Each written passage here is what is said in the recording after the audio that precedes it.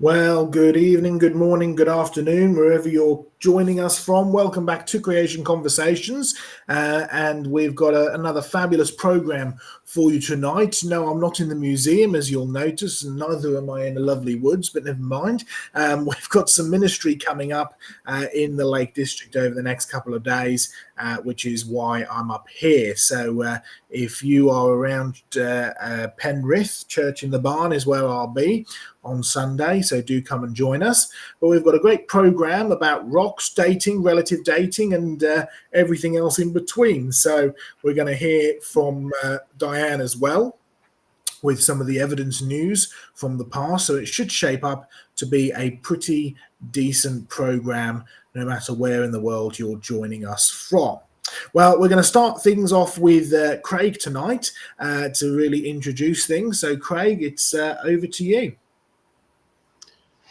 Yeah, thanks, Joe. This subject of the rock strata seems to be one that fools many people. Being in the museum, I realise how many people will say, "Oh, the rocks look old," and they've got this idea of the length of time by the strata. So it's definitely a very, very important subject, one that seems to get many people confused about the history of the planet.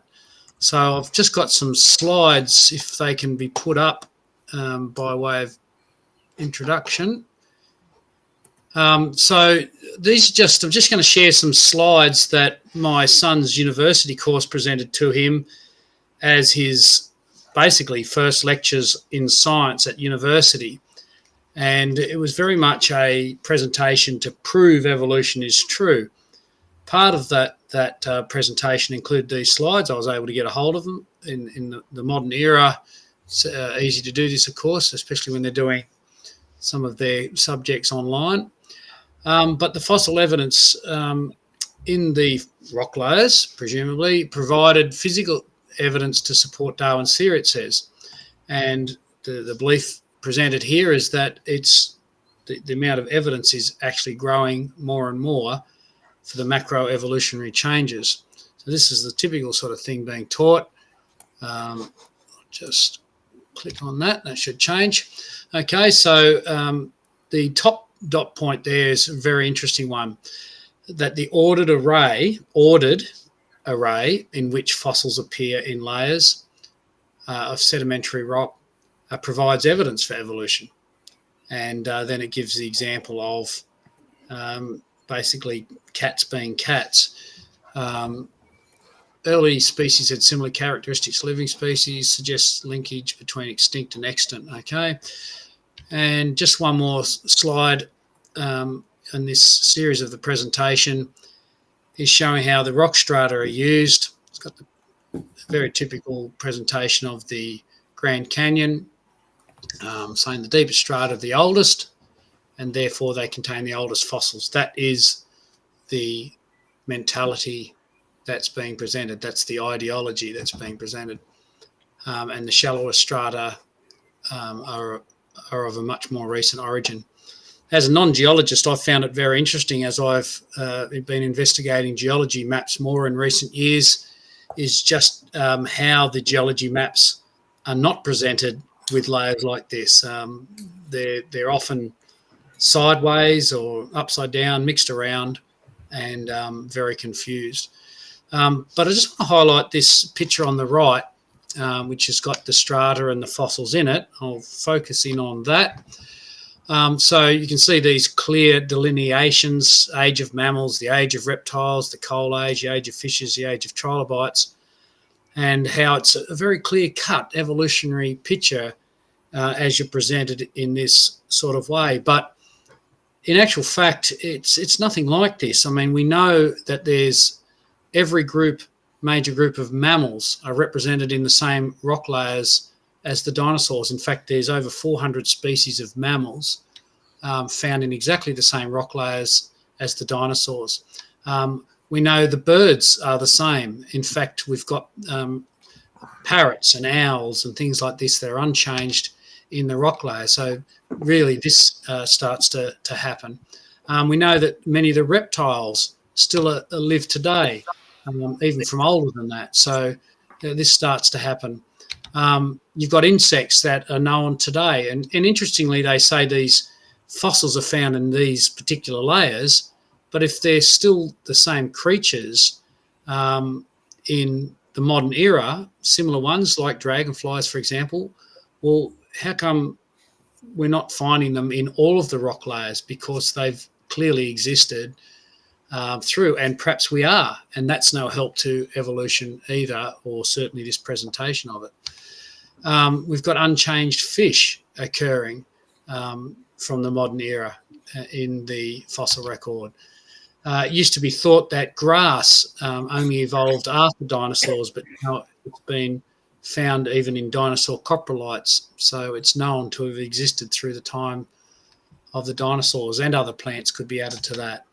And then we've got unchanged marine creatures that occur right through the fossil record. So when you start looking at it, it's a lot messier than is typically presented. So I just wanted to highlight one fossil dig that we did up in the Central Highlands of Tasmania. So this is a site that's about 600 metres elevation right in the centre, and that's about 1,800 feet for those on the imperial scale. And these are the sort of creatures we found up there, all sorts of marine creatures right there in the centre of Tassie. This is the site, a beautiful area up there in the edge of the wilderness. And you can see the layers on the bank over to the right, and there were fossils in there and fossils down through the river. But I just want to highlight this one spot. When we look at the idea that these layers are millions of years old, then how does this happen? You know, you just get this straight boundaried, straight lined insertion. You know, did that just sit on top of one part of the rock that was millions of years older than it, and then a long period later other rock formed on top of this one little insertion, or what? It's, to me, as I look at that, I don't see the rocks telling me that they've been there long periods. I look at it and think that's all happened very quickly. It comes down to a mindset. It comes down to a way of viewing the world. So that's all I've got really by way of introduction from the non-geologist in our group here, and come back to us. Thanks, team. And I think what you've just proven, some discussion on the way. I think what you've just proven, Craig, is that there should be bonus points for anybody, geologist or not, who actually goes out and digs up the rocks.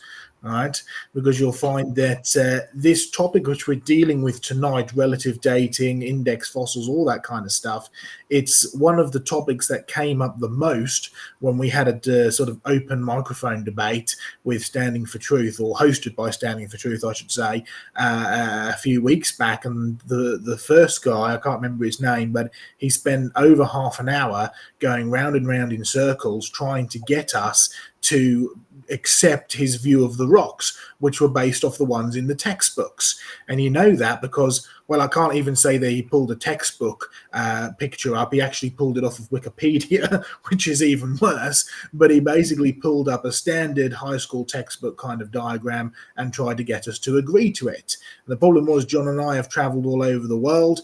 You've gone throughout Australia and Tasmania, and we've all gone out and dug stuff up. And we know that there are problems with the way that this is presented in the textbooks. And then finally we thought, okay, give up on this guy, go on to the next guy. And he brought exactly the same question up because we were able to challenge him based on the fossils that we'd found. The mixed environment fossils, fish and trees and all that kind of stuff buried together. So it really is important to get out there and dig in the real world and find real fossils. All right, we're going to go over to Diane now to give us our next little section where we do a little bit of a deep dive into the archives of the fact file. So Diane, over to you. Yes, indeed. We not only go out and dig up things and look at things out in the real world. We also keep a watching brief on the scientific news to see what other people are finding out in the real world and reporting on it. And of course, one of the things that perpetuates the belief in evolution is that academics tend to stick to their own little field and they report on it and don't look at the big wide world. So we report on these things that get written up in the scientific literature, but we try to give people a big picture point of view and particularly show how a lot of what's presented as evidence for evolution actually fits much better into the biblical history of the world and makes far more sense. And rather than being evidence for evolution, it's evidence for creation or Noah's flood or something in biblical history. And sometimes we report on things that where the evidence is actually missing. Now, there's an awful lot of that in the geological column, so-called. So we report on that as well. Anyway, here are a couple of examples from our fact file. If we go to my slides there, if you want to look up our fact file, it is a separate website, but there's a link to it from our main site, Creation Fact File. And these little reports we send out in our newsletter. And so if you want to read them straight away, but they do get archived and you don't need to know when the newsletter was sent out. And we have them going back quite a fair way. So here are a couple of examples. We've also got a question and answer site where we deal with some of these issues as well. So it's worth having a search of that.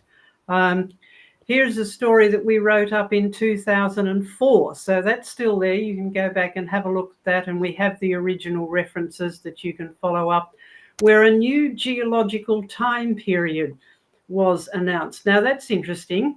For some reason or other, a large amount of geological time was being unnoticed until 2004. And this was announced to the world as the Ediacaran period. And it was from 635 to 538 million years ago. Now, that sounds all very interesting, but is Ediacaran a geological term? Is it to do with some sort of rock process? Well, you can actually go to where it's meant to have actually started. And here it is, complete with a little bronze plaque there announcing this is where the Ediacaran starts, and the 2004 there refers to the time that it was actually named. John, I know that you've certainly been to this area, and so have I. It's actually the name of a place. It's in the Flinders Ranges in South Australia. And this is a good reminder that all of those terms that you read about in the geological column that are familiar, such as Devonian or Jurassic, are names of places, and some of them are names of what the rock actually looks like. So Cretaceous means chalky. None of them have anything to do with time. They are all to do with where the rocks were first studied or some distinctive feature of them. So they are to do with what the rocks actually look like. They were studied in one place or they had a distinctive feature, and then rocks with similar features were found somewhere else in the world. And so they were given that name as being like the rocks in this original place. So Ediacaran rocks, nothing to do with being 500 million years old. It's just the name of a place in South Australia, and you can go and visit it. In fact, I recommend that you do. It's a very interesting place, this region, the Flinders Ranges in South Australia. We had a wonderful trip there. When was that, John? It was in 2012 or something like that. Yes, somewhere back there, yep. Yeah, yes. Anyway, you can read about the origins of this in our fact file. Now, coming forward a little bit more, this was just a couple of years ago in 2020. One thing you will often see in reports on the geological column is that there are missing periods. Now, this is a huge missing, fancy missing 1 billion years. Well, back in 2020, a few scientists thought, well, we may have found this missing billion years, although they weren't quite sure about it. There's a bit of a debate. Now, where's the missing billion years? It's called the Great Unconformity. Now, a billion years is a big number, so a good name for a missing billion years is something great. And this is an example of the Great Unconformity. A lot of you will recognize this place. This is the Grand Canyon. And if you just look at the main part of the photo here, you've got a region where you've got a lot of horizontal, very clearly defined rock layers or strata. And then you've got a region that is not quite so well defined. So somewhere between that less defined region there in the rocks and those very clear orange and brown horizontal strata there, somewhere there's a missing billion years. Well, there isn't actually anything missing there, isn't there? There's just a change in the strata. There's nothing to say that this is a period of time. It's just a change in the structure. Now, other things may have caused that. And anyway, if a billion years are missing, where did they go? Did they ever exist? After all, they're not there. Whenever I read about these missing millions of years, I think about that poem about as I was going up the stairs, I met a man who wasn't there. He wasn't there again today. I wish that man would go away. It's about as fanciful as that. But this might be the biggest lot of missing million years, but they're all over the world. According to this was in the report that we wrote about, this scientist from UC Santa Barbara said there are unconformities, that's these missing bits, all through the rock record. Unconformities are just gaps in time within the rock record. Now, with Craig's photo and with the photo of the Grand Canyon there, did you see any gaps? I mean, there was no gap there. It was just a difference in the structure of the rock. Anyway, this one's called the Great Unconformity because it was thought to be particularly large. Well, yes, billion years is particularly large. And it's maybe a global gap. And I think John and Joseph, you would have seen this places where this large gap is meant to be. So we've got some interesting things to share with us about that and various other things coming up. So if you're interested in the specific references to any of these, you can go and look them up in our fact file where we've got them on record there, or search our Ask site. And if we can come back to us now. All right, that's good stuff. Thank you for that, Diane. All right. I'm going to go to my little section now to sort of introduce the bulk of the topic tonight off the back of what Craig has said, and then we might have a little break for some questions if there are any questions coming in. So don't forget there's a little segment I've got to do with mutations and things like that. So in fact, shall we do that first then? Shall we go to you first? That works better. Yeah, go for it. I'll add one comment on Diane's thing. Both you and I have seen this unconformity in many places. So you can go to the western half of the UK. You can travel with me to Canada. I'll show you where it is. You can come into Europe and I can show you some spots there, or even here in Australia. So the so-called missing thing is, as the author says, fairly global. But what is it? Is it millions of years of missing stuff, or is it just a line on the ground that you think had a lot more stuff there in the past? It's rather awkward to prove something isn't. So keep that in mind as we discuss the rest of the day, because that great unconformity is where most of life supposedly evolved, in the bit that's not there. Now, going just by way of introduction here, I brought with me this morning, I went down in the dark, rainy weather here in Queensland. At least it's been raining on my place. It's cool and it's wet. Isn't that a pretty flower? Now, you won't see this flower very often in Queensland except as a weed. Like in my place, it's growing over several hectares of ground. It grows very flamboyantly. It spreads really rapidly. It belongs to this plant here. Yes, I picked all these this morning, but this one doesn't take loss of water too quickly. You can see its nice green leaves. Now, one of the things that most people do is, number one, they'll get the mower out and mow these down by the ton. The flowers, well, I remember my mum telling me, don't play with those flowers, don't pick them, don't suck kids sort of pick up stems and suck if they're nice. And my mum used to call it pee the bed. It was a warning. In fact, I think parents have done this for ages. If you've got stuff you don't want the kids to pick up, give it a supposedly negative name.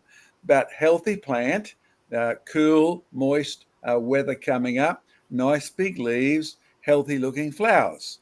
Now, Diane and I have picked this version of that plant for several years now.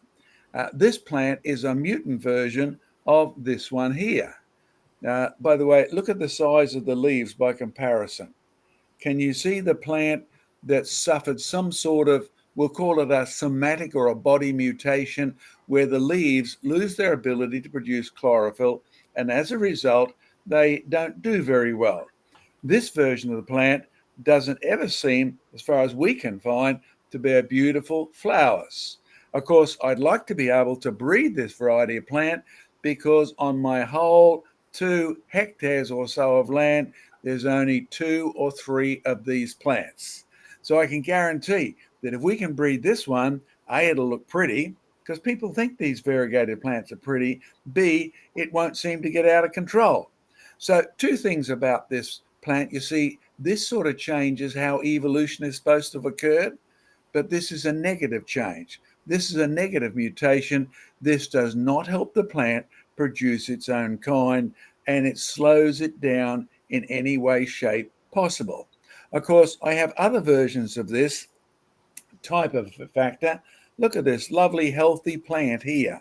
This one grows all through my backyard, all up the trees and forest, but occasionally it will mutate as well. Let me show you the mutation. See, it's lost chlorophyll. It's lost its ability to be a healthy big leaf. This one has to parasitize its plant food from the rest of the plant, where, yes, occasionally you'll find the big leaves. Of course, what's interesting is you only ever find this version of the plant growing along the ground.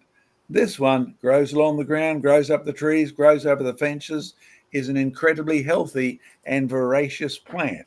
Mutations are real, but the sort of mutation I've shown you, which is the mechanism by which evolution is supposed to have occurred, sorry, not this mutation.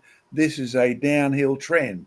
When God created plants to produce their own kind, anything that's gone wrong since then tends to get it out of control, tends to actually degenerate the plant, right to the point where it no longer even has the ability to make flowers. I haven't ever seen one on these, and Diane and I have gone and run experiments on these down on our property here. It's actually good to get out, as Craig said, and as Joe said, see what's happening in the real world with mutations. Mutations actually produce degeneration. And loss of control, that's what produces weeds. Yes, weeds are just plants that are growing too good for the rest of the environment. They're stealing stuff. They're outdoing things. We're living in a world in which evolution is supposed to have produced it, but every change you see is actually either neutral or going downhill. Now, that's my biological background, which I'll come back to with the geology, because geology is supposed to be the evidence that this used to be a bit of seaweed that evolved up onto the land. And only after it got on the land did it mutate to this version that you can see today. All right, Joe, give us the background introduction to tie all this together. All right, thanks for that, John. I'm going to pull up my slides here now and just go through a few quick things and a bit of a talk to kind of throw things open and introduce it, because as I said earlier, this was one of the main things that got brought up when we were doing our debate, right? It was this question of index fossils, it was this question of dating, it was this question of surely the geological column is accurate and surely we can correlate the geological column with other places around the world and therefore end up getting evidence over millions of years. But I like to remind people what my old professor said when I was visiting a geological location in Norfolk, and you had some rocks that were supposed to be around 100 million years old. And then sitting on top of these rocks, there were some other rocks that were only supposed to be about 500,000 years old. In other words, they were missing almost 100 million years rather of Earth's history. And this was a very interesting location because there was actually one or two places where the so-called older rocks were actually on top of the so-called younger rocks. So there's definitely been some shifting and changing and some interesting stuff going on there. But you see, I did ask my professor, well, how do we know what happened during those 100 million years or 99.5 million years, right? And his response was, well, the geological column is a bit like a book that is not written in your language, that has had all of the numbers removed, page numbers removed, has been ripped up, and all the pages have been spread across the world, and you've got to try and fit it together again. He said you've actually got to travel to other places and try and interpret the rocks to fit them into this missing 100 million years. And so I was grateful that he was an honest geologist, even though still an evolutionary one. But it makes a rather interesting point. What do you actually find when you go out there and dig up the rocks? And does it actually match up together and make any sense? Well, here's my slides, and we're starting off with a little report. Sam, I'll let you bring it up for me there. We've started a new little project off the back of some great advice. So thank you very much to the people who've been helping us with some of the social media ideas. We've actually started to pull some different quotes together from the Ask site and the fact file and things that different members of Creation Research, all of us, have said, and put them onto our Facebook with a little bit of a link into some of those articles and teaching sessions. This is one that went up just a day ago, and it's already getting lots and lots of interest and lots of comments and lots of critics as well. So we'll be putting more out a little bit later. Evolution is nothing more than ancient paganism redressed as science. Yes, that's the program that I did with David Reeves, and I've spoken about a number of times. We'll have to do it on Creation Research at some point. But you see, this was a quote that we put up first of all from the Mr. John Mackay. Slow fossils are no fossils. It simply doesn't work. And tomorrow, a third quote will be going out from John, and it is actually relevant to what we're talking about now. Education becomes the worst form of brainwashing when there are questions that you're forbidden to ask. The question we're asking tonight is one of those questions. We saw some of the so-called evidence, or rather some of the so-called story, which is supposedly backed up by evidence, that Craig's son had to deal with. But you see, if you go and start challenging this and start questioning it, then you very quickly get shut down. Well, we like to challenge and question things at Creation Research, and we also like to do what the Bible says and actually go out there and prove all things, actually test things, actually see what the real world is showing. So what's this kind of testing look like? Well, this is what I've been doing over the last couple of days. We actually have been gluing an Apatosaurus rib bone back together. I mean, when it came out of the dig site, it was reconstructed. It was in two pieces when we picked it up.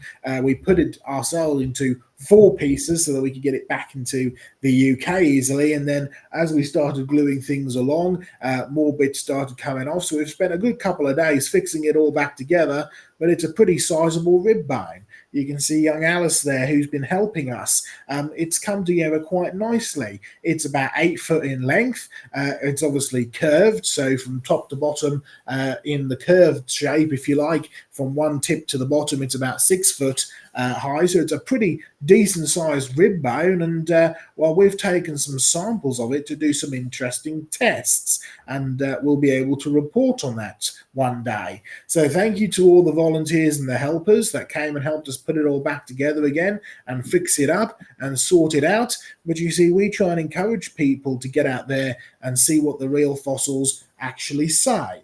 such as this fossil, which, well, there's a funny story that came from this. You see, I didn't collect this fossil. This actually came from John's collection. But you see, John Mackay had left it in Germany.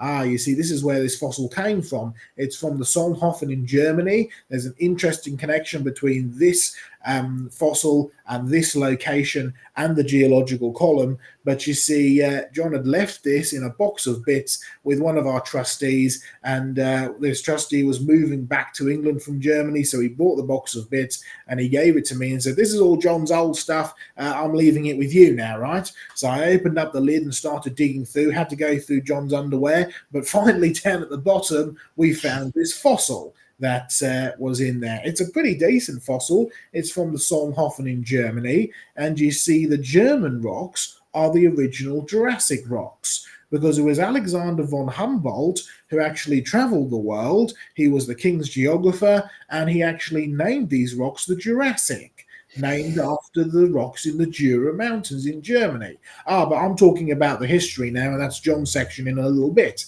But you see, what can you see here on this rock? On the right-hand side, you've got one of those curly-whirly ammonites. On the left-hand side, looking like a sort of a spindly hand coming out there, you've actually got a fossil plant. Now, it's so well preserved, we actually know what kind of plant it is. It belongs to the Araucarias, the southern conifer pine trees.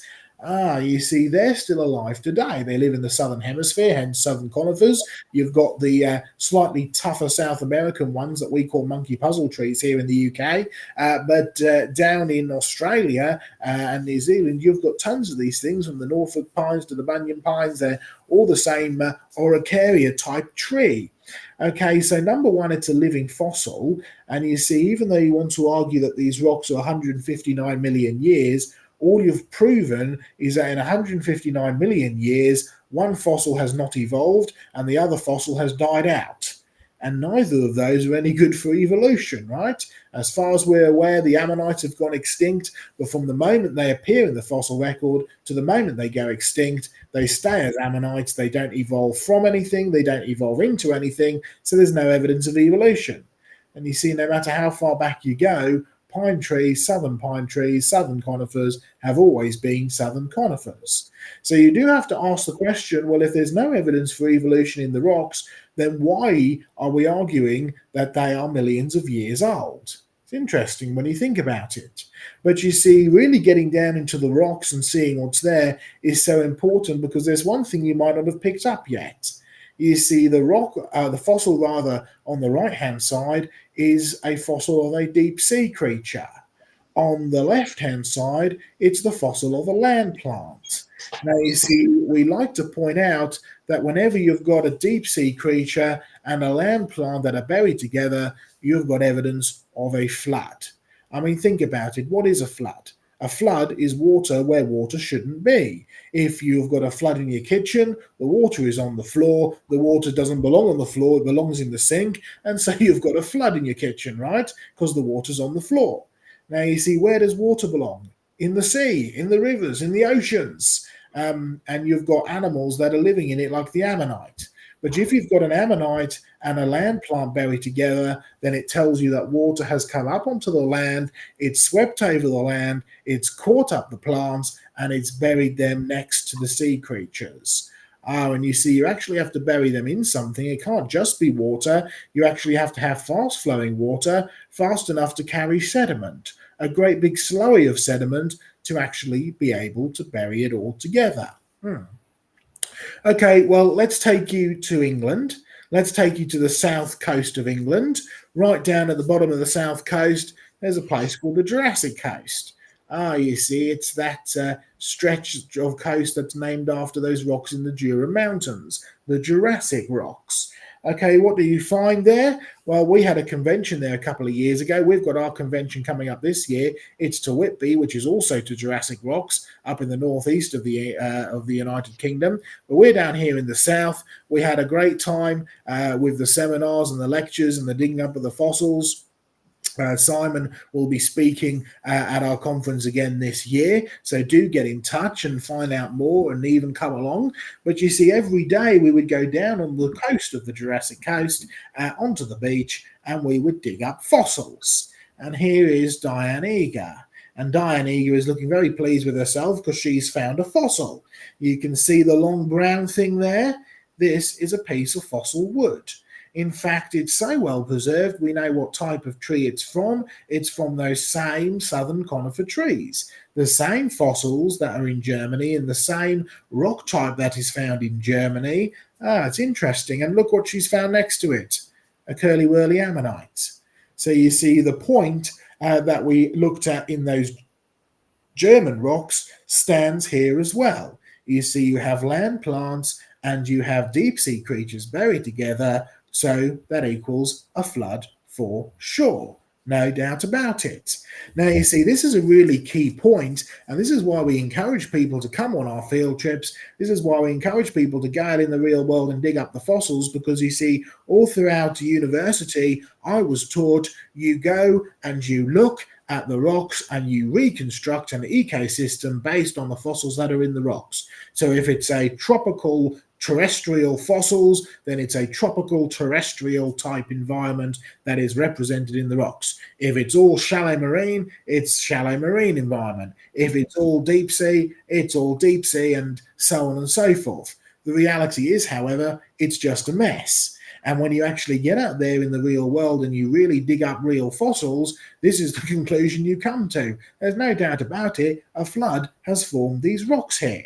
And so you see, we're so useful when we're doing debates to actually challenge people, because I can guarantee you one thing: out of almost every single person on that open mic debate that challenged me and John about the geological column, we came back with this point: when you go out there and you dig up the fossils, you find that it is a mess. It is a mixed environment. And out of all the people, only one had ever been on a fossil hunting trip. He dug up fossils once by his own admission, and he just hadn't happened to find any.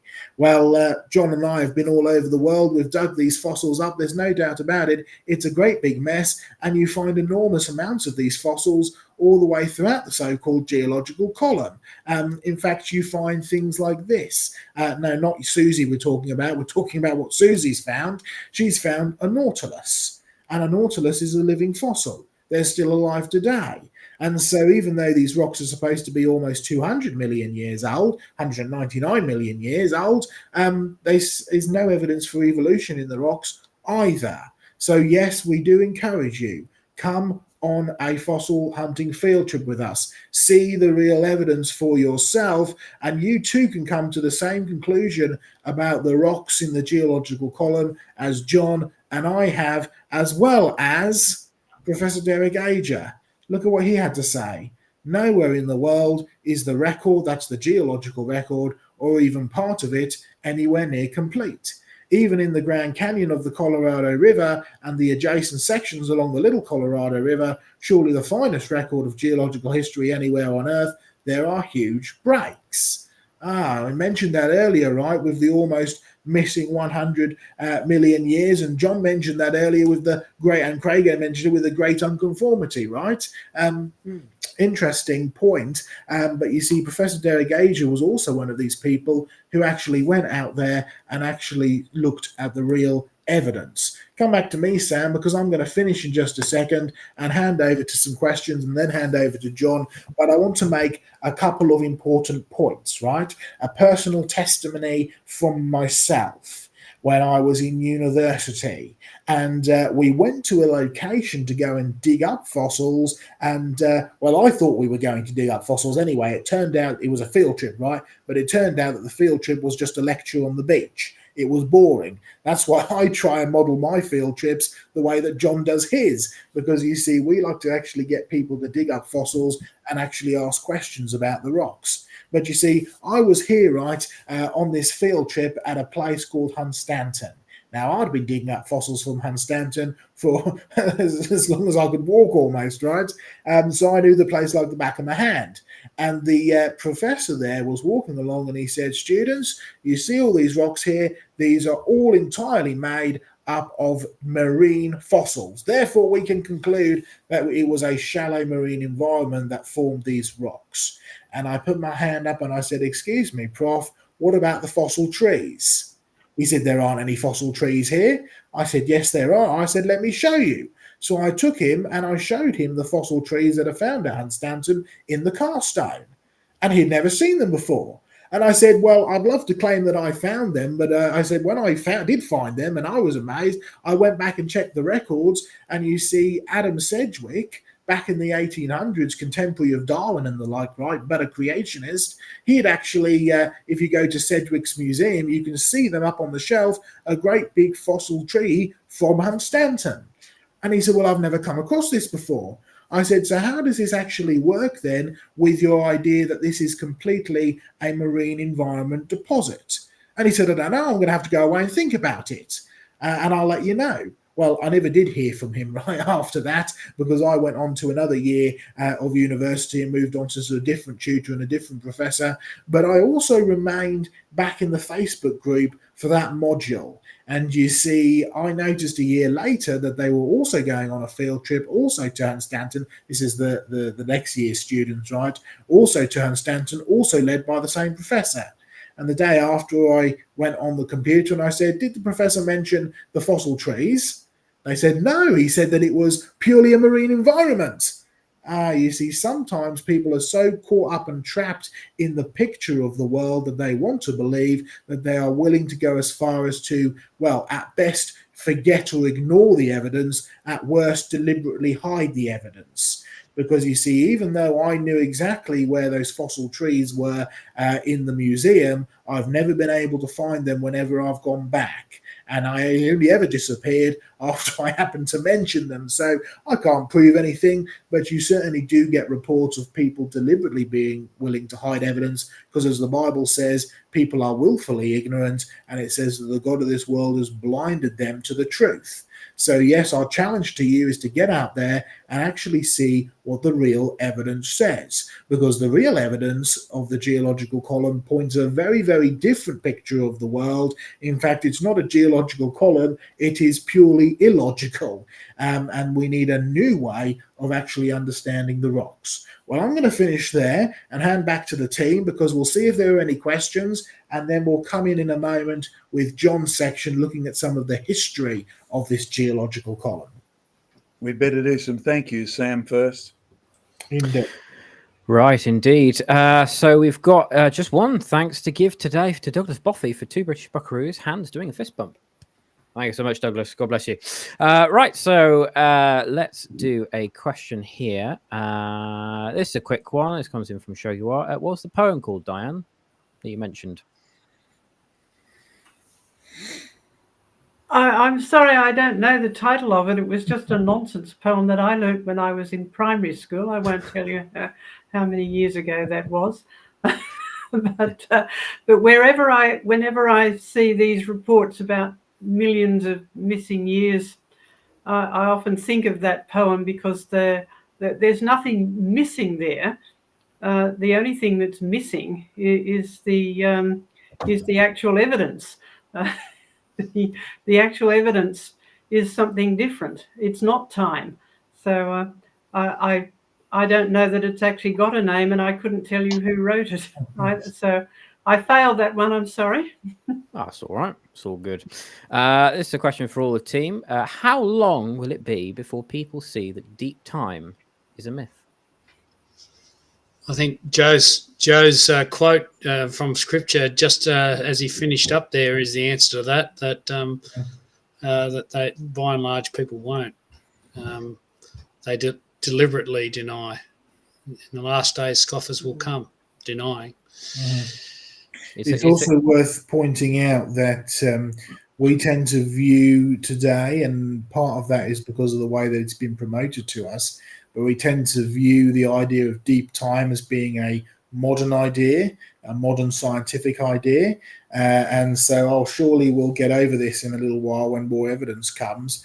But the reality is the idea of deep time can be traced all the way back into ancient history. The Babylonians believed that the universe was over 2 million years old. And the ancient Greeks believed it was even older. The ancient Hindus believed it was nearly a trillion years old. So you'll find that the idea of deep time is not a modern idea. It's an ancient idea, and it starts with the rejection of biblical history. Yeah. If I can just interrupt you with a news flash about that poem, there are some advantages in having your cell phone handy and inserting a line. According to the American Academy of Poets, it's from a poem called Antigonish, which is a place I've been to in Canada, if I remember correctly. And it's I Met a Man Who Wasn't There by Hugh Mearns, Mearns. Now, being of Scottish extraction, Mearns is a Scottish name, and I believe it means down in the muddy bottoms. But you can take that as you like. But Diane, it's got a third verse that you might want to look up. So for those who are interested in Diane's poem, I Met a Man Who Wasn't There, etc., etc., go and look up Hughes, Mearns, Mearns, and the poem is Antigonish, Antigonish. A little bit of trivia there, but you'll find your phones are helpful for that stuff. Great stuff. Yeah, thank you for that. Well, there we go. Got some thanks to give out next. Neil Grindley's come in with 10 British Buckaroos. Greetings to our team and chatters. God bless you, Neil. Thank you so much. And Sandy C coming in with 5 New Zealand Buckaroos, a pair character lifting some weights, saying, "Keep it up." Oh yeah, yeah. Just by doing this, I already feel like Samson. You know, I'm about to tear the temple down. Right, okay. Do one last question. Let's do this one here from Douglas again. It is claimed that the Native Americans have been in America 30,000 years. How does this fit with the biblical timescale? Well, that's nothing compared to your Australian 90,000 years, John. So maybe you'd like to take this one. 65,000 is the typical one at the moment. Well, perhaps I'll slip in a commercial because we did a conference last weekend, the weekend before, just before Diane went to England, on the origin of the Australian Aborigines. So this claim of dealing with how long the native peoples have been in any place, in essence, no group is a native to anywhere except by leaving Babel and traveling outwards. Now, to give you a little bit of history of the dates in Australia, when I was a student, and yes, that's getting a long time ago now, so no comments, just send the buckaroos that are the equivalent of my age gap here. That might be helpful. That they'd only been here 4,000 to 6,000 years, right? That was the standard biblical view of the history of the world, and it was widespread in Australia. And then all of a sudden it began to jump. 10,000, 15,000, then carbon-14 came, and all of a sudden with Lake Mungo, a discovery of a skeleton down there, you're up to 45,000. And now with the carbon-14 dating of a bushfire ash somewhere, it's up to 65,000 and increasing. Now, as one of my colleagues who works amongst Aborigines said, many of the Aborigines hate hearing those dates because really what it says, for 65,000 years, you've been stuck hitting stones on stones and getting nowhere. An interesting thought for those of you who want to consider the implications of giving civilizations a long period. The dates for 30,000 years for the American natives don't fit the biblical chronology at all, any more than a date for 65,000 years fits the Australian Aborigines into a biblical chronology. And it's not just the numbers that matter. A point that we made at the conference is very simple. The Bible says with one man came sin, Adam, and everyone is descended from Adam. So we are one family of man, no matter how many racial groups we may have on the planet. They're all humans. They're all descended from Adam. There's only one family of man. And whether you like it or whether I like it or not, you have to deal with God's view of saving people. And the answer is Jesus. You read all of that long chronology in Luke chapter 3 that takes you right back to Adam, and there's a purpose in that, and it's not just to bore English people.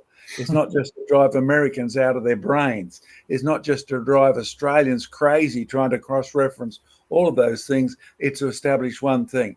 Jesus Christ was the legally, provably descendant of the first man, Adam, for one reason. Only a relative can redeem a lost sinner. Have you got that? Now, that mightn't be your rule and certainly wouldn't be mine, but it's God's rule, and his opinion is the only thing that counts at the moment. So the minute you put Adam and Eve way beyond reach of the American Indians or out of the scope of the Aborigines, you have just forfeited salvation for any group that did not come directly from Adam and Eve. That's a key point and a clue one. Do you want to add any more to that, Diane? Yes, it's important to remember that Adam and Eve, Noah, and the Tower of Babel is everyone's heritage. That is not just Western cultural, biblical idea that's been imposed on the real history of the world, right? That is everyone's heritage, and that is because everyone is descended from Adam and Eve. Well, and ultimately we are all in Adam because Eve came from Adam. So we are all in Adam. Therefore, one man brought sin into the world. One man paid the penalty for sin. And that's why it is important that the Aborigines, the American natives, and all of the peoples on the earth remember that that is their heritage. Adam and Eve, Noah, and the Tower of Babel is everyone's heritage, and therefore Christ is everyone's saviour. It's not just white man's religion imposed on other cultures. It's probably enough on that, Joe. Yeah. Yep. Good stuff. Sounds great. All right. Let's move on then to our next big segment, which is going over to John and looking at some of the history of the geological column and putting that into some of the context that we've been talking about today. So, John, over to you. Okay, thanks, Joe. Sam, I'll do some stand-up stuff first, and then we'll swap over to my slides. Then we'll come back at the first break I've got, maybe take a question or two, and then if we have the time, finish off the last segment. Now, I have a rather important little shell here. It's available around many parts of the planet, but it was first found living in the Mediterranean. And it's one of the shells that plays a big role in our scientific classification scheme. Now, you may have heard of the name Linnaeus or Carl von Linné. You may have heard of names Steno and others like that, and the names will crop up several times in this section, particularly if you're interested in dealing with the claim that fossils prove evolution. Now, the reason I came across this one is A, it's found locally in Moreton Bay, just 10 kilometers behind me here, but B, its name was given to it by Linnaeus, and it was found in the Mediterranean, and it was called the Arca shell, A-R-K-A. Now, if you have a look close up, you'll see it's like the medieval picture of Noah's Ark, and it's got a little cabin on the top. And there's no doubt about it, Linnaeus and Steno and all the others had a firmly biblical view. And their biblical view included a couple of things. A, animals, plants, shells, etc. were created by God to produce their own kind. Now, if you don't have that philosophy, you can't classify anything. Why? Because this would have been a different species, maybe even 10 years ago, and it will be on its way to another species. Now, the sheer fact of classification is based on the belief that there are identical, there are finite, there are distinct groups that you can give labels to. That's why the Greeks failed in their attempts to come up with a classification system. It's why the evolutionists are actually destroying the classification system now to the point of impossibility. Because if evolution is true, classification is an absolutely fluid and meaningless thing to have. But Linnaeus, Arca shell, after Noah's Ark, and I mean, you can find these in the Jurassic. And if you want to know how you recognize a fossil Arca shell, they look like dead Arca shells. It's as simple as that, even if they've been here for hundreds of millions of years. Now, I remember learning about Arca shells when I was at Queensland University as a geology student, and the professor, he said, well, if you want to see these living fossils, then go down to Shorncliffe. Now, Shorncliffe's a good example here in Queensland where there's a sharp cliff. It's been shorn off. And the English people have taken this name all over the planet. You can find Shorncliffes in England. You can find Shorncliffes in the USA. Anywhere the cliff has been shorn off. Shorncliffe near Sandgate here in Queensland. And he said you'll find the living fossils, the Arca shells, wash in with the tides and get caught in the rocks of the creek bed there. So I went down and I've collected hundreds of them. No, not the fossil ones, the remains of the living Arca shells, living fossils. No help to evolution. But down at that place there, it's famous for several things. One is you look at the creek and the place you find these shells is trapped behind big boulders with layers of quartz in and with metamorphic rocks in, trapped in a sedimentary rock. And you do a bit of field tripping around Queensland and you say, I've seen these rocks before. And you can actually spot them up in the mountains 20, 30, 40, 50 kilometres behind the creek mouth. There's no doubt about it. Provably, they've originated up in the metamorphic rocks at the top of places like Mount Cootha and like that. They've been washed down and they are humongous. It must have been catastrophic. You've had an earthquake too because there's a big fault running down the edge there, and there's fossils. Fossils? No, not the living fossils. I mean, you dig up the rocks. Well, you used to be able to. It's an off-limits site now unless you get a special permit from the local council. So please don't go down there and start smashing the rocks in the cliff. You might get arrested. You can pick up the rocks on the beach because if they wear off, the logic is if it's going to wear out and bust up, you may as well collect it. And you'll find all sorts of fossil plants and a few layers of fossil shells too. But what's famous is it used to be a geological location for the Jurassic. That sign's gone now because those rocks are classified as Triassic. Jurassic, as Joe said, in the Jura Mountains, Triassic, tri meaning three colours, named from a location in Germany where the rocks were reddish, whitish and yellowish, brownish. Triassic, three colours. And that's what they're like down there, except it used to be based on a different category. Now, you say, so what? The geologists are updating their information. No, they've just changed the age of the rocks by quite a considerable amount to go from the Jurassic up to the Triassic. So if you think the geology column stays constant, forget it. It depends on the latest theory. It depends on the latest opinion. I have to sadly remember a thesis I did at UQ in which I had to find a fossil all by myself, and then I had to do a paper on it and submit it. Well, I found a fossil called Bodantisaurus flinders. Now, I was only the second person in Queensland's, Australia's history to find one of those. The first one had been found down a well hole. So I did my paper and submitted it, and I failed. Yep. Even John Mackay could fail things.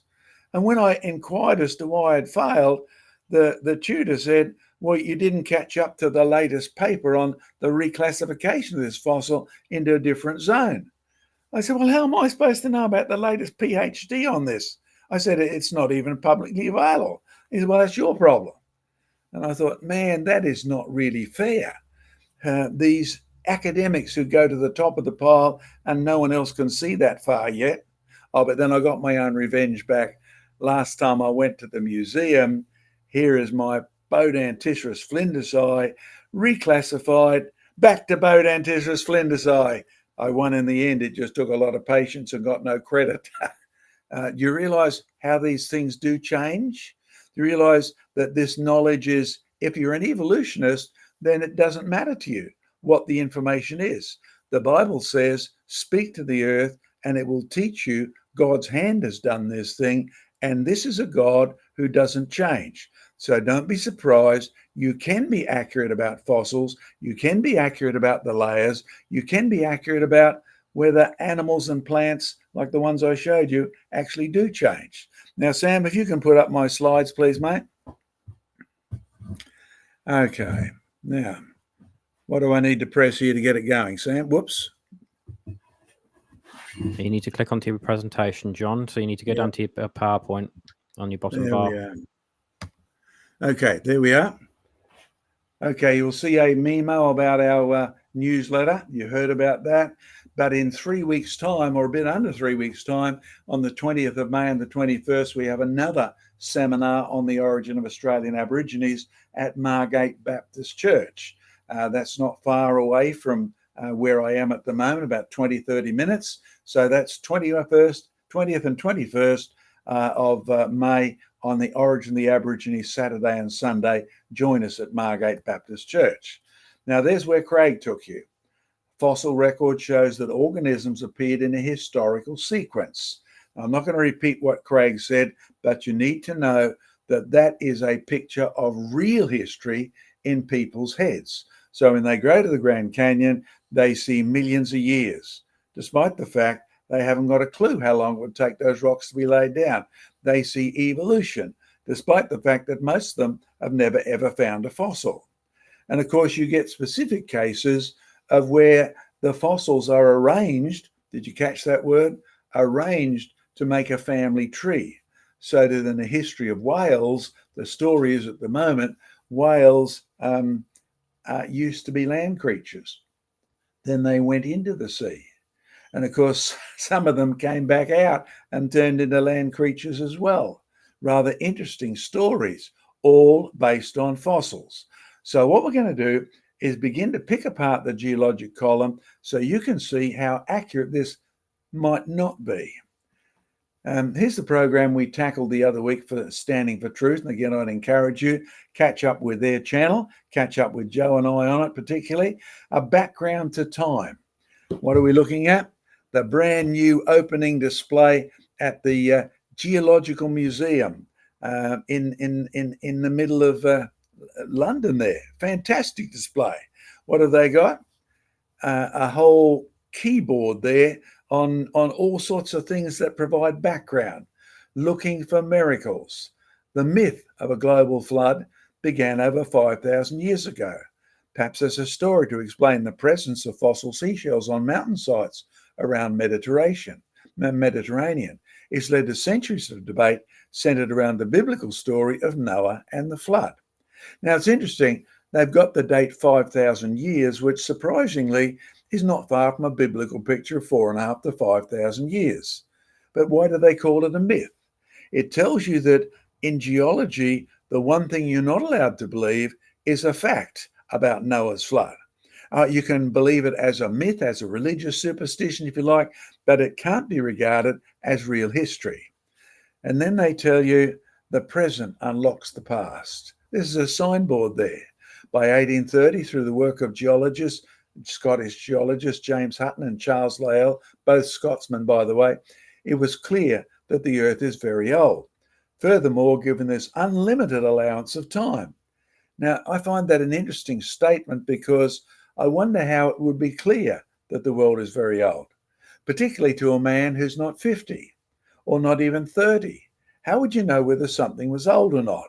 It reminds me of the old joke about aliens coming to Earth and wondering whether we're old getting younger or young getting older, or whether we're just static. You see, age is not something you can see. Age is something you have to experience. What's not mentioned in any of this? Here.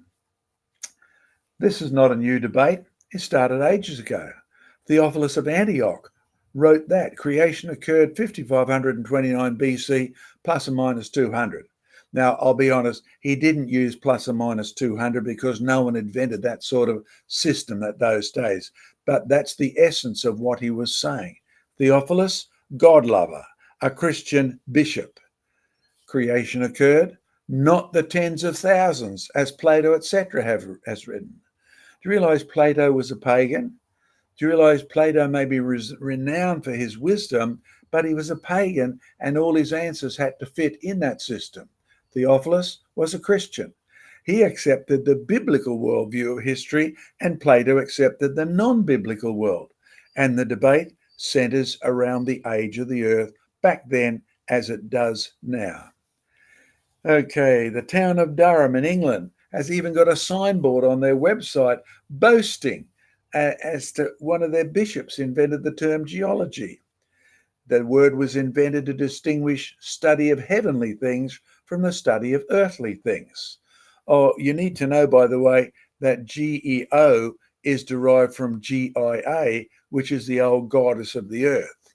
So as much as the Bishop of Durham wanted to have a biblical view of geology, he actually used words that were embedded in a pagan view of things. But notice he's back in the 1300s. No concept of evolution in England in those days.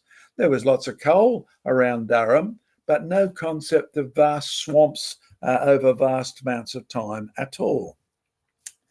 By the time you get up to Portugal, and the church is still embedded in the whole of society, the Catholic Church has a date that the world is 6685. What? 1485? Oh, yes. You see, we know this. Those two dates were equivalent because the Portuguese sailed around the planet and they posted it up. Cape Cross was named in the year 6685 after the time of creation. Okay, so even if you think it was plus or minus 400 or 500 from that, what you're realizing is the general mindset of the average European in England or in Europe was a biblical one, which was, well, what the evolutionists call young earth. And it doesn't change by the time you get through the Reformation.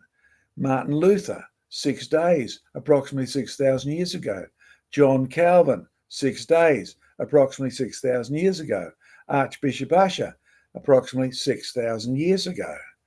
Now, do you realize these guys, you might think of them as scientifically ignorant. They aren't really. Luther wrote papers on why evolution is wrong. Calvin and these other guys were actually renowned in their legal sense, and Archbishop Usher, well, I've got to be honest, he traveled all over Europe digging up stuff on how long the world had been here in terms of the different groups of people. These are quite credible academics in their own way. By the time you get to the founding father of geology, Nicholas Steno, yes, he became a bishop and an impoverished one later in his life.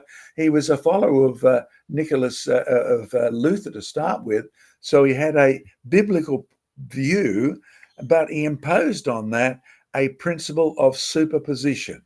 What's that? That's where you believe the bottom layer got there before the top layer, and the bottom layer got there before the layer above it. Now, he certainly believed in 6 days of creation, and he believed in worldwide flood. He got that out of the Bible.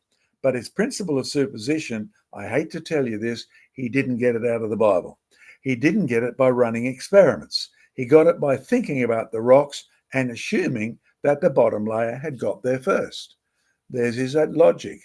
The bottom layer formed first, and the strata above were laid down horizontally. Now, what he should have done was set up a strata machine like we have to see if that's how it works or not.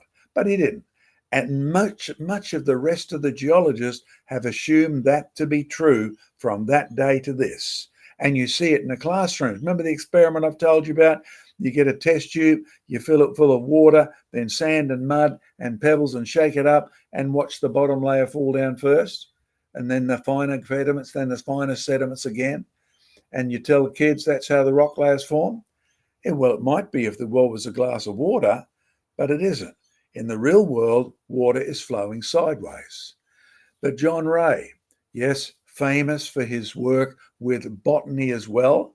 He was one of the advisors to Linnaeus on the classification system, and Hooke, Hooke's principle with springs and stuff.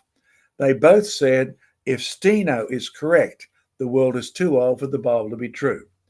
Now, that's what you call valid criticism. Now, can I be honest with you out there?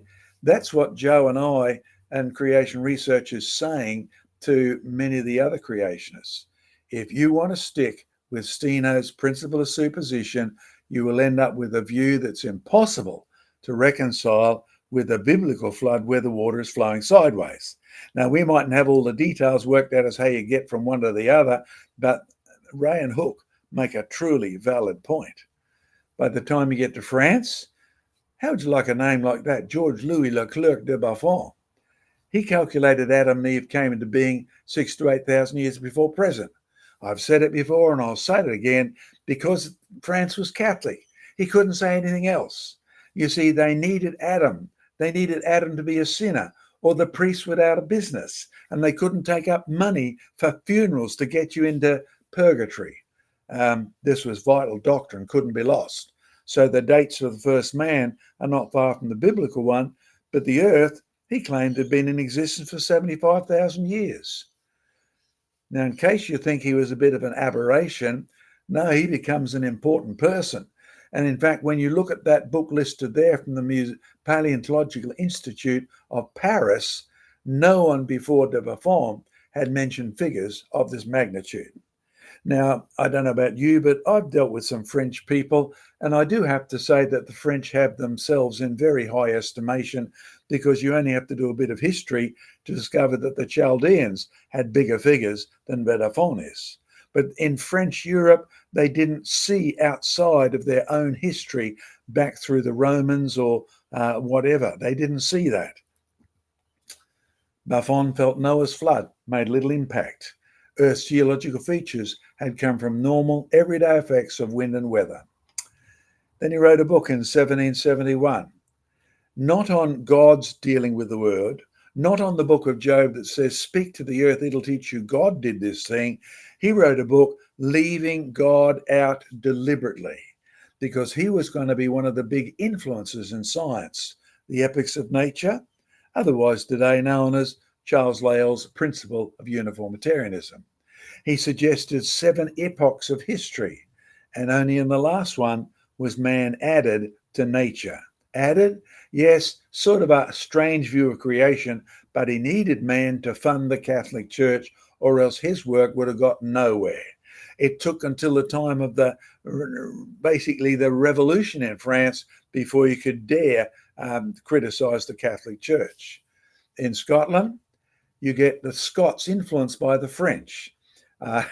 Yes, being a Scotsman background myself, if the French say it, the Scots will accept it, the English will reject it. If the English say it, the Scots will reject it. Have a look at our history. It's marvellous in looking at those. Now, Hutton, he took up what Steno had taken. He took up what the French had said. Present-day slope bases explain everything.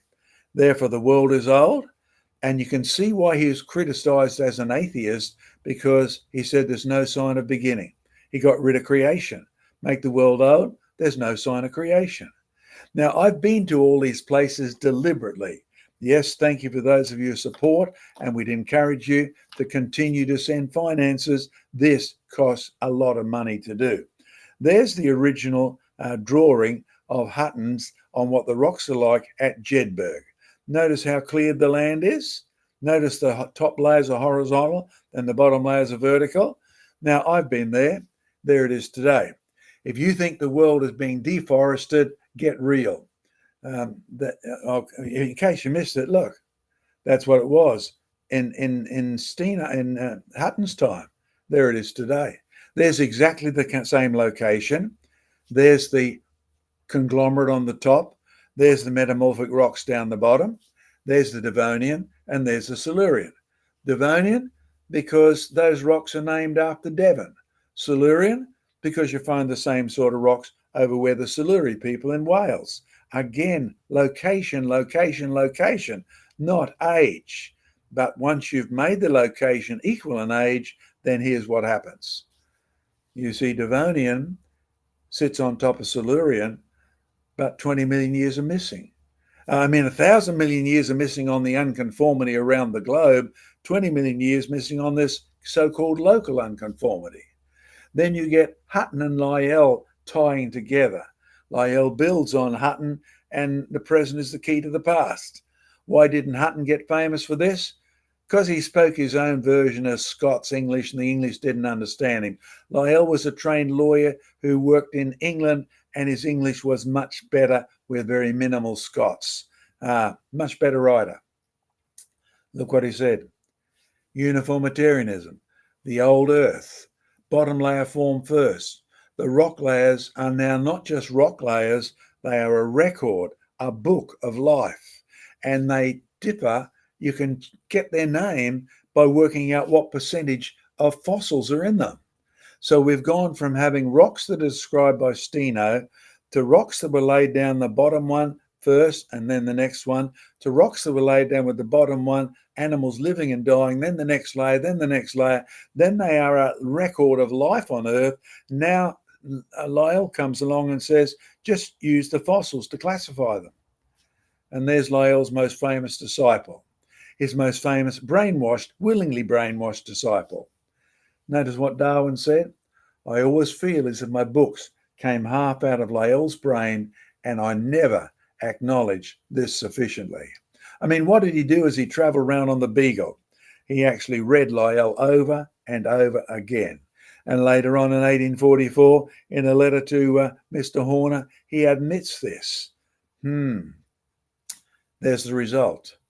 So Steno, biblical view, Steno, young Earth, Steno, Noah's flood, Steno, one wrong step.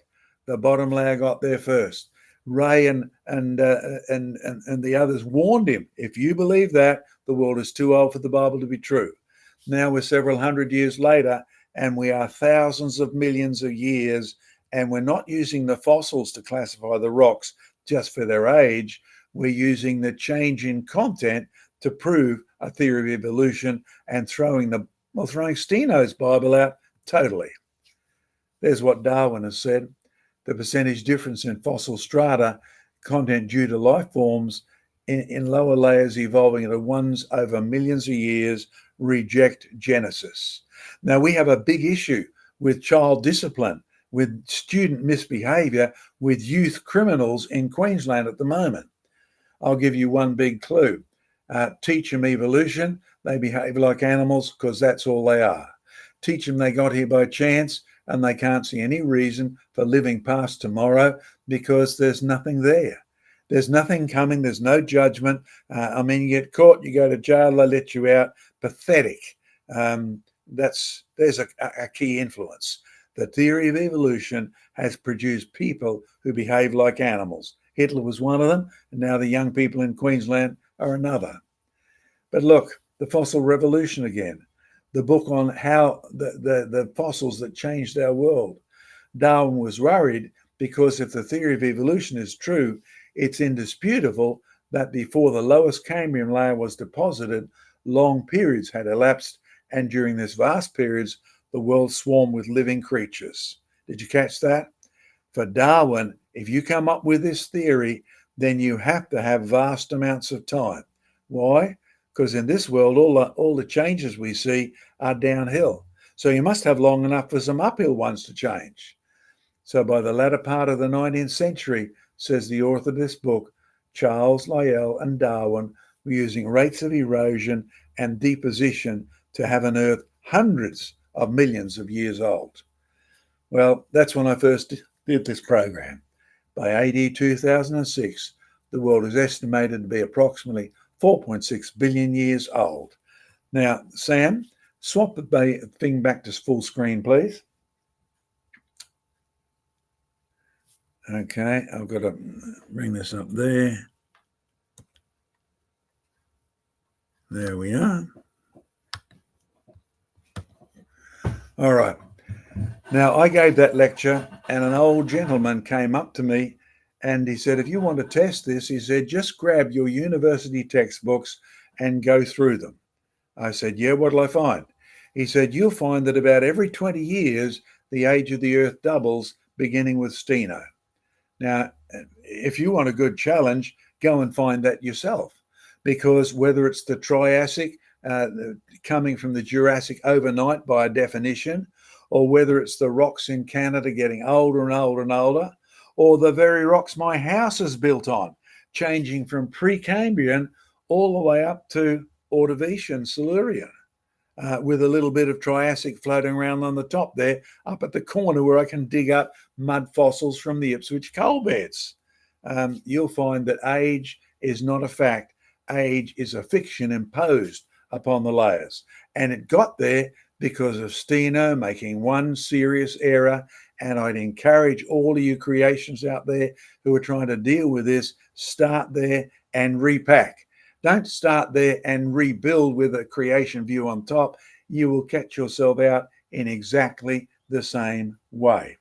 All right, again, a reminder, then we'll throw it open to questions. It's 7:20 here. Again, a reminder, if you want to have a look at our whole seminar, Saturday and Sunday, 20th, 21st of May, it's on again here in Southeast Queensland at Margate Baptist Church, just on the north side, not far away from that Sean Cliff. You can go down there and collect some fossils for yourself. A wonderful combined day. So back to you, Joe.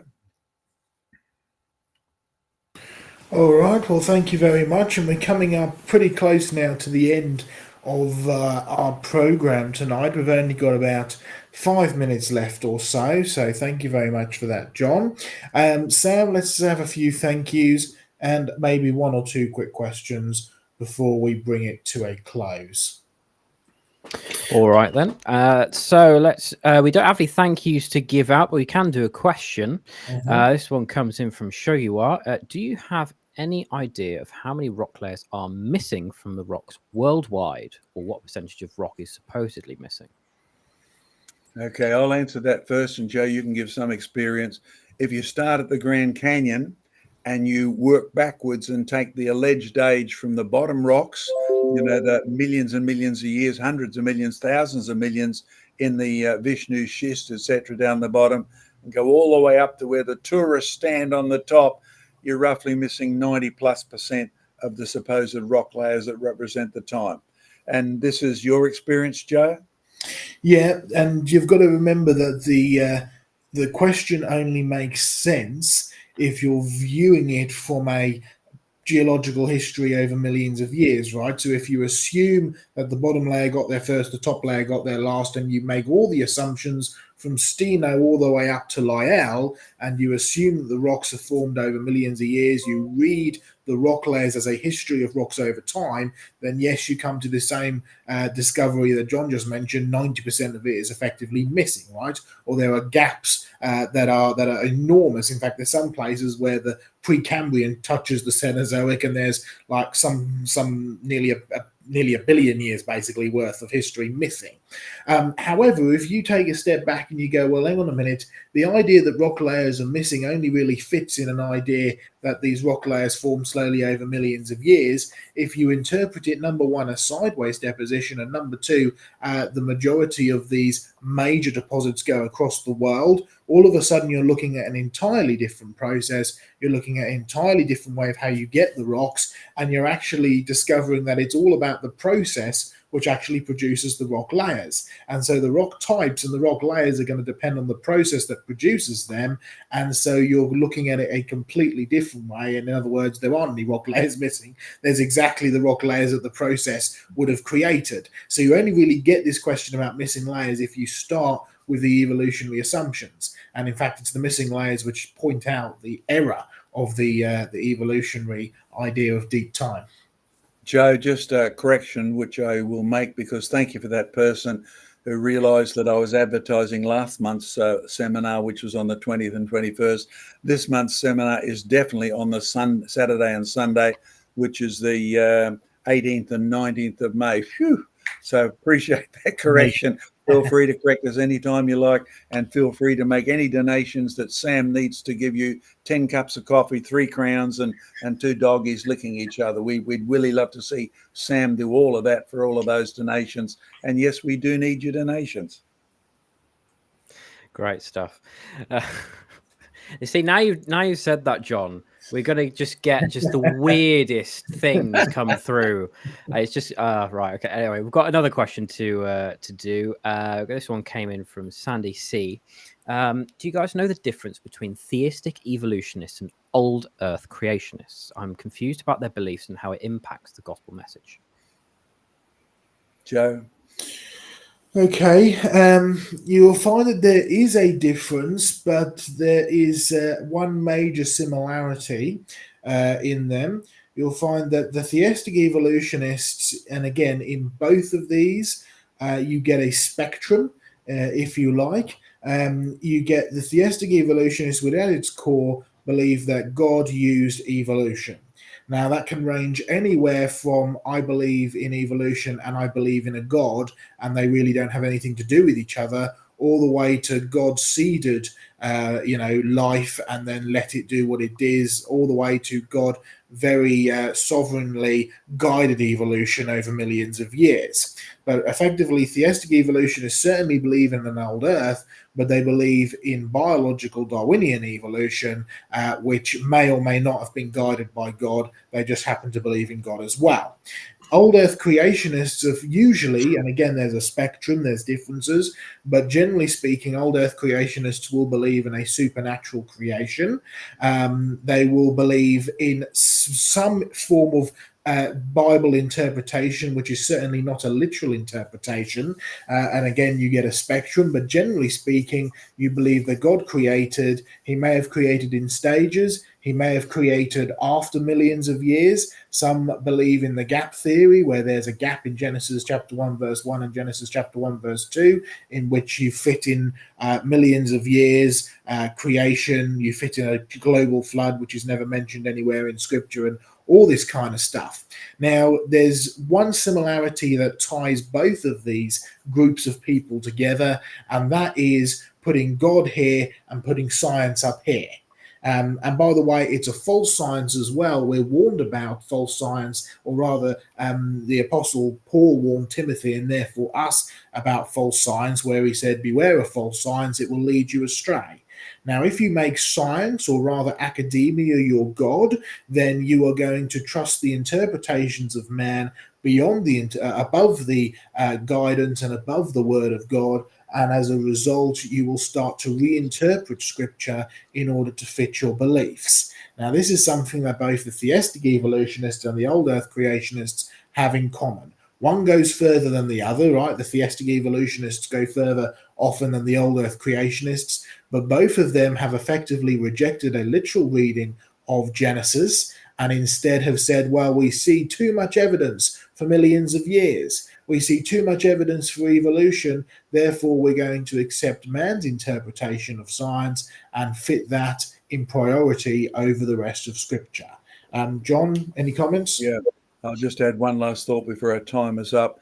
Both groups put everybody outside of the range of Jesus Christ's salvation. So the evolutionists, none of us come from Adam. The whole biblical story is fictional fantasy, and yet the Bible is so emphatic that Jesus Christ is a direct and legally provable descendant of the first man, Adam, because only one man can die for one man's sin. That's the whole logic of the gospel. So the theistic evolutionist puts everybody outside the spectrum of salvation. The old earth creationists will often say, well, it doesn't matter how old you make the earth. Yes, it does, because you are putting almost everybody outside of reach of offering them salvation. The Aborigines have been in Australia for 65,000 years, are not related to Adam or to Noah. The North American Indians who've been there for 30,000 years did not leave the Tower of Babel at the same time as Europeans did. None of them are able to fit into Jesus' offer to everybody who is a descendant of Adam, because Adam's sin affected you, me, and the North American Indians and the Aborigines, the Scots, the French, etc., and only Jesus is their savior, provided they are in the family. That's why the scripture uses words like inheritance for salvation. You have to be in the family to inherit. He can adopt you, but the reality is you can't be outside the family of Adam. That's the importance of it, Joe. Yeah, exactly. Great stuff. All right. Thank you very much, folks. It's about time that we close down Creation Conversations, because we have hit our time mark. So thank you very much for joining us. Be sure to join us again next week, where we'll be back with another exciting topic. And yes, somebody mentioned the 24/7 TV channel. Do keep going and watching that, liking and subscribing. It really does help us. And of course, it helps you because we've got around the clock content, which is available for you to help strengthen your faith and to learn more about the work and world of creation research. So thank you very much, everybody. It's been great. We will see you next week. Goodbye and God bless. Catch you later, folks. Yes. Goodbye.